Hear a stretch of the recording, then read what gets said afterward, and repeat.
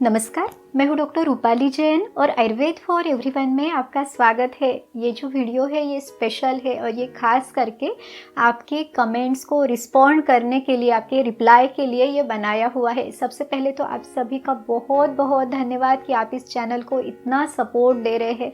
अब देखिए हमारे चैनल्स पे जो लाइक आ रहे हैं तो 97-98% से भी ज़्यादा लाइक आ रहे हैं। बहुत सारे लोग इसे अप्रिशिएट कर रहे हैं। इस चैनल को शुरू करने का जो हमारा पर्पस था वो यही था कि आयुर्वेद का सही ज्ञान जो आयुर्वेद की संहिताओं में दिया है वो लोगों तक पहुँचे, वो उसी रूप में पहुँचे। तो जो हमें सपोर्ट कर रहे हैं तो आयुर्वेद को हर घर तक पहुंचाने के लिए आप हमें मदद कर रहे हैं। इसी तरह से आपका ये प्यार बनाए रखें, इसी तरह से ये जो आपका सपोर्ट है, जो आप इसे अप्रिशिएट कर रहे हैं या फिर जो हमें सुझाव दे रहे हैं, तो ये सभी के लिए आपका फिर से एक बार धन्यवाद।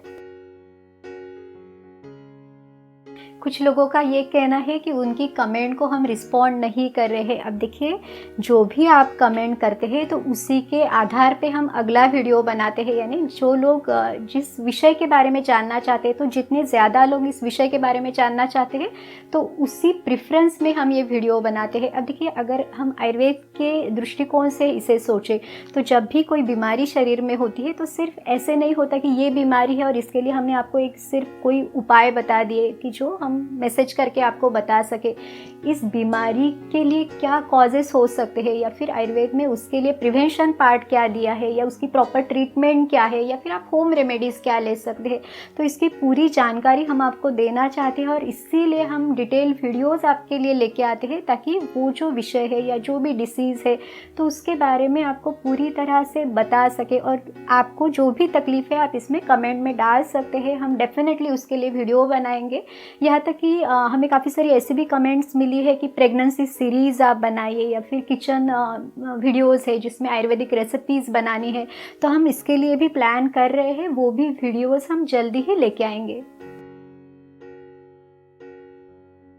एक और कमेंट हमें कॉमनली आती है कि हम पानी तो छोड़ना चाहते हैं लेकिन अगर हम सुबह पानी नहीं पीते तो पेट साफ नहीं होता, इसलिए हम इस पानी को छोड़ नहीं सकते। तो देखिए, ये जब आप पानी पीते हैं तो इसका एक डाउनवर्ड प्रेशर क्रिएट होता है और वो आपको मोशन थोड़ा सा होने के लिए हेल्प करता है। लेकिन ये आज का फ़ायदा है, अगर हम इसी तरह से पानी पीते रहेंगे और हमारे जठराग्नि को मंद करते रहेंगे तो पूरा पचन ही डिस्टर्ब होगा और फिर जो पेट साफ होना एक बहुत ही नेचुरल प्रोसेस है वो नहीं होगी। तो आपको थोड़ा सा इसको ग्रेजुअली करना है, एकदम से पानी आप बंद ना करें, इसको ग्रेजुअली कम करें। अगर आप 2 ग्लास पानी लेते हैं तो उसमें से थोड़ा थोड़ा पानी आप ऐसे कम करते जाए, क्योंकि आयुर्वेद के अनुसार भले ही कोई चीज़ अपथ्य हो लेकिन अगर हम उस अपथ्य को छोड़ना है तो हम उसे ग्रेजुअली हमने छोड़ना है ताकि हमारे बॉडी के लिए वो सूटेबल हो। तो इस तरह से आप आपका पानी जब छोड़ते तो उससे आपको कोई तकलीफ़ नहीं होगी, ना तो उसके कारण आपको कोई डिस्कम्फर्ट फील होगा। तो ये छोटी सी टिप भी आप फॉलो कर सकते हैं। शहद और घी को साथ में मिला के लेने के बारे में भी बहुत सारी कमेंट्स आई है। हमने इस पर भी बहुत सारे वीडियोस ऑलरेडी बनाए हैं, शॉर्ट वीडियो भी है इसके लिए। अब देखिए, आयुर्वेद में जो शहद और घी है इसको अगर आप समान मात्रा में लेते हैं यानी इक्वल क्वांटिटी में अगर आप लेते हैं तो ये विरुद्ध आहार है, तो ये अपोजिट फूड कॉम्बिनेशन है। लेकिन अगर आप इसे विषम मात्रा में लेते हैं यानी दोनों अनइक्वल क्वांटिटी में अगर आप लेते हैं तो आप इसे ले सकते हैं, ये तब विरुद्ध आहार नहीं है। हाँ, एक और चीज़ जो शहद के साथ है कि शहद को आपने ना तो कभी गर्म करना है ना आपने गर्म पानी के साथ या गुनगुने पानी के साथ आपने लेना है। कॉमनली लोग वेट लॉस के लिए शहद को गर्म पानी में मिला के लेते हैं, तो इस तरह से आपने नहीं करना है। कुछ ऐसी भी कमेंट्स आई है जिसमें कहा गया है कि हमने तो इसको लिया है तो हमको तो कुछ हुआ नहीं या कोई तकलीफ़ नहीं हुई, या फिर कुछ लोगों ने ये भी पूछा है कि अगर हम इस तरह का ये विरुद्ध आहार लेते तो कितने दिन में हम मर जाएंगे। तो इस तरह से नहीं है। जो भी विरुद्ध आहार है अगर आप इसे बहुत लॉन्ग टर्म में लेते हैं, फ्रिक्वेंटली लेते हैं, तो इसके कारण आपको साइड इफ़ेक्ट्स दिखेंगे। लेकिन ऐसे नहीं होगा कि एक ही बार आपने ऐसी कोई चीज़ ली और आपको तकलीफ़ हुई। तो इसके बारे में भी ज़रूर सोचिए। लोगों के मन में एक और सवाल ये रहता है कि जिनको डायबिटीज़ है क्या वो शहद ले सकते हैं? तो आयुर्वेद के अनुसार जिनको डायबिटीज़ है वो लोग शहद ले सकते हैं। सिर्फ जो शहद है वो पुराना शहद हो और वो आपको पता हो कि ये प्योर फॉर्म में है, क्योंकि आयुर्वेद में जो डायबिटीज़ के कारण दिए हुए हैं तो कफ को बढ़ाने वाली सभी चीज़ें डायबिटीज़ से बीमारी उत्पन्न करती है। आयुर्वेद में इसे प्रमेह कहा गया है और जो कफ है वो कफ को कम करता है, इसीलिए डायबिटीज़ के पेशेंट्स इसे ले सकते हैं। उनका ये जो प्रमेह है या जो डायबिटीज़ है उसको कम करने के लिए शहद उन्हें मदद करता है। हमें दूध के बारे में भी बहुत सारी कमेंट मिली है। अभी रिसेंटली हमने जो दूध के बारे में वीडियो बनाया था कि दूध किन लोगों ने सावधानी के साथ पीना है या दूध पीने से आपकी कौन सी बीमारियां बढ़ सकती है, तो इसमें ये काफ़ी सारी कमेंट्स आई है। कुछ लोगों ने कहा है कि हम तो हज़ारों साल से ये दूध पी रहे हैं, तो दूध पीने से कैसे किसी को तकलीफ़ हो सकती है। अभी देखिए, इसमें आयुर्वेद ये हमें नहीं बता रहा है कि हर प्रकृति के व्यक्ति ने हर मौसम में यानी हर रोज़ दूध पीना है। इस तरह का आयुर्वेद का कंसेप्ट नहीं है।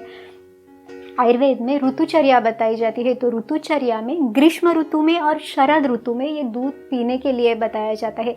यानी ये जो दूध है ये वात और पित्त को कम करने वाला है। तो जो जब बाहर बहुत ज़्यादा गर्मी है या रूखापन है तब आप ये दूध ले सकते हैं।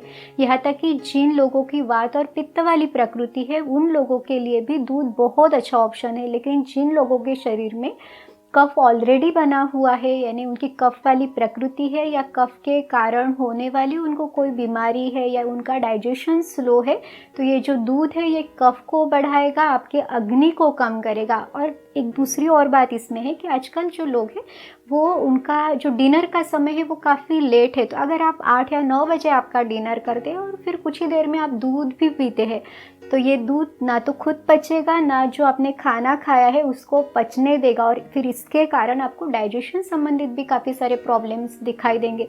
तो इन सब के बारे में सोचने के लिए जो आयुर्वेद के कंसेप्ट्स है वो हमें मदद करता है। एक और भी कमेंट इसमें देखी जाती है कि अगर हम दूध नहीं पिएंगे तो हमें कैल्शियम कैसे मिलेगा, तो दूध पचेगा तो कैल्शियम मिलेगा। तो सबसे पहले उस दूध को पचाने के लिए आपकी सिस्टम रेडी है कि नहीं, आपकी प्रकृति उसके अनुकूल है या नहीं, वो देखना ज़्यादा ज़रूरी है।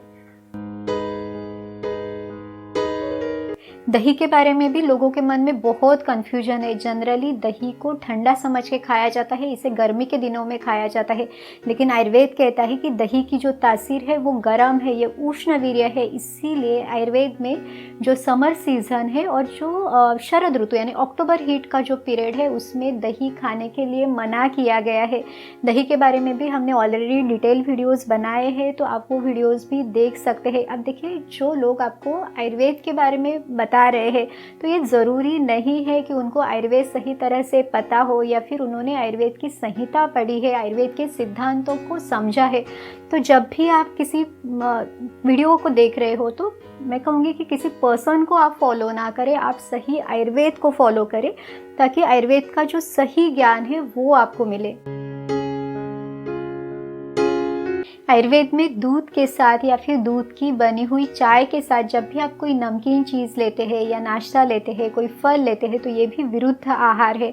तो लोगों के मन में ये भी सवाल रहता है कि हम सुबह जब चाय लेते हैं तो चाय के साथ क्या ले सकते हैं, तो प्रेफरेबली चाय ही नहीं लेनी है। आयुर्वेद में तब चाय का ही वर्णन नहीं है, लेकिन अगर आप लेना ही चाहते हैं तो बिना दूध की चाय आप ले सकते हैं, या फिर जो ग्रीन टी है वो आप ले सकते हैं, या फिर जो नेचुरली जो एक ग्रीन आप जिसे काढ़ा कह सकते हैं तो वो भी आप ले सकते हैं। इस पर भी हमने ऑलरेडी वीडियो बनाया है कि इस तरह का जो ग्रीन टी है वो आप नेचुरली घर पे कैसे बना सकते हैं, तो वो आप देख सकते हैं। उल्टा जब ये इस तरह का बना हुआ ग्रीन टी आप लेते हैं तो ये डाइजेशन को बूस्ट करने के लिए यानी डाइजेशन स्मूथ होने के लिए हमें हेल्प करता है। हमें काफ़ी सारी ऐसे भी कमेंट्स मिली है जिसमें कहा गया है कि हम आपसे कैसे कांटेक्ट कर सकते हैं या फिर हम कंसल्टेशन कैसे ले सकते हैं। तो देखिए, डिस्क्रिप्शन बॉक्स में ऑनलाइन कंसल्टेशन के लिए कॉन्टैक्ट नंबर दिया हुआ है। आपको इसमें फ़ोन नहीं करना है, आपको मैसेज करना है, यानी व्हाट्सएप पे आप मैसेज कर सकते हैं या फिर आप टेलीग्राम पे इसे मैसेज कर सकते हैं। तो इसके डिटेल्स आपको वहाँ पे भेजे जाएंगे, वो जो प्रोसेस है वो आप फॉलो कर सकते हैं। तो आज का ये जो वीडियो था वो आपके कमेंट्स को रिप्लाई करने के लिए था। उम्मीद है इसकी मदद आपको ज़रूर मिलेंगी। तो चलिए फिर मिलते हैं अगले वीडियो में। आयुर्वेद को अपनाइए, स्वस्थ रहिए। नमस्कार।